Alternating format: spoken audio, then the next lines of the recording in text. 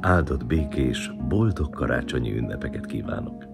Ebben az időszakban boldog karácsonyt kívánok szeretettel.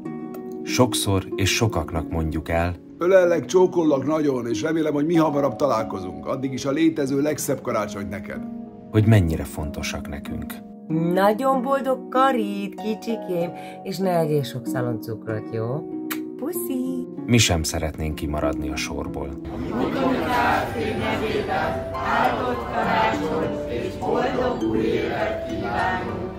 Áldott, boldog, békés karácsonyi ünnepeket kívánunk a Mikomi Kft. Minden munkatársa nevében.